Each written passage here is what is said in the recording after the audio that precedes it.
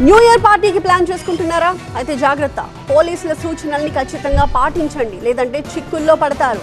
అసలు ఏం సూచనలు చేస్తున్నారు చూద్దాం. న్యూ ఇయర్ సెలబ్రేషన్స్ పై పోలీసులు పలు సూచనలు చేస్తూ ఉన్నారు. రూల్స్ అతిక్రమిస్తే కఠిన చర్యలు తప్పవని వార్నింగ్ ఇస్తున్నారు. ఈసారి యాక్షన్ కూడా చాలా సీరియస్ గా ఉంటుందని చెప్తున్నారు. Pubs, farm houses, resorts, conventions, gated కమ్యూనిటీలపై ప్రత్యేక నిఘా పెడుతున్నారు. హైదరాబాదీల్ని అలర్ట్ చేస్తూ సూచనలు చేస్తున్నారు పోలీసులు. పార్టీ ఏదైనా చేసుకోవాలనుకుంటే ముందుగానే పర్మిషన్ తీసుకోవాలి అని చెప్తున్నారు పోలీసులు. అంతేకాదు, పక్క వాళ్ళకి ఇబ్బంది కలగకుండా మాత్రమే సెలబ్రేషన్స్ ఉండాలంటున్నారు, లేదంటే కఠిన చర్యలు తప్పవంటున్నారు. పోలీసులు ఇంకా ఏం చెప్తున్నారు, వాళ్ళతో మా ప్రిన్సిపల్ కరెస్పాండెంట్ జ్యోతి మాట్లాడారు. ఆ డీటెయిల్స్ చూద్దాం.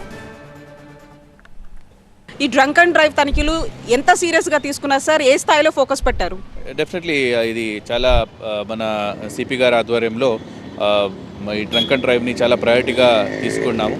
హైదరాబాద్ సిటీలో ఎక్కడ కూడా ఈ డ్రంక్ అండ్ డ్రైవ్ అన్నది ఉండొద్దు. అండ్ ఆ డ్రంక్ అండ్ డ్రైవ్ నుంచి వాళ్ళ ప్రాణాలకి కాకుండా ఈవెన్ ఇన్నోసెంట్ పబ్లిక్ కూడా చాలా సఫర్ అవుతారు. చాలా యాక్సిడెంట్స్ కూడా జరిగినవి, ఎస్పెషలీ లేట్ నైట్ చాలా హై స్పీడ్లో వెళ్ళడము, తాగిన తర్వాత ఇవన్నీ కూడా దీనికి ముందు మన నోటీస్కి వచ్చింది. యాక్సిడెంట్స్ కూడా అయినాయి, చాలామంది చనిపోయిన సన్నివేశాలు కూడా ఉన్నాయి.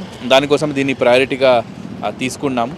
దానికి చాలా పాయింట్స్ పెట్టాము. అంటే ఇప్పుడు దీనికి ముందు ఎన్ని డ్రంక్ అండ్ డ్రైవ్ పాయింట్స్ పెట్టేవాళ్ళు దాన్ని ఆల్మోస్ట్ మనము డబుల్ చేసుకున్నాము.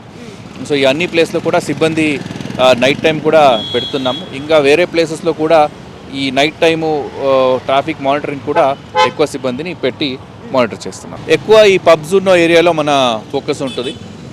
జూబ్లీ హిల్స్, బంజారా హిల్స్ ఏరియాలో ఎక్కువ ఫోకస్ ఉంటుంది. అదే కాకుండా కొన్ని ఈవెంట్స్ కూడా జరుపుతున్నారు. వేరే వేరే ప్లేసెస్లో, ఫంక్షన్ హాల్స్లో తీసుకొని అక్కడ ఈవెంట్స్ జరుపుతున్నారు. ఆ ఈవెంట్స్ దగ్గర కూడా న్యూ ఇయర్ భాగంగా ఫోకస్ చేస్తున్నాం. పబ్స్ వాళ్ళకి కూడా ఒక మీటింగ్ లాగా పెట్టి వాళ్ళందరికీ కూడా ఈవెంట్ ఆర్గనైజర్స్ కూడా మనం చెప్పడం జరుగుతుంది. ఈవెంట్స్ ఆర్గనైజ్ చేసినప్పుడు రెస్పాన్సిబుల్గా ఆర్గనైజ్ చేయాలి.